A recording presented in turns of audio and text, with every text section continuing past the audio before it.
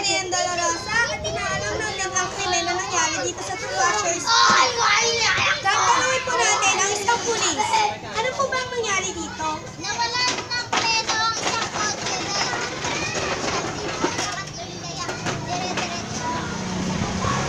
Sabi po ng ating pulis, nawalan daw ng preno ang isang kotse dahil po hindi daw siya nakatingin sa tamang daan. Papakita po natin ang kotse.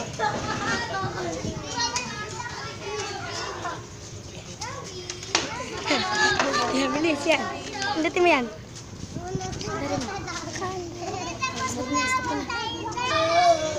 Ngayon po, nakita na po natin ang kotse. Ngayon po, ipapakita naman po natin ang dugo.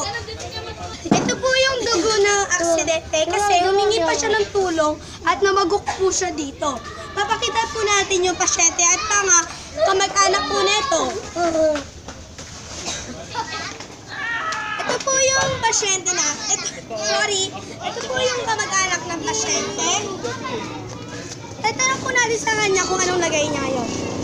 Kamusta na po kayo? Malungkot. Siya po daw ay nalulungkot. Ngayon, titingnan na po natin ang pasyente. Nasama! Ayun, saan ko sakit? Hindi!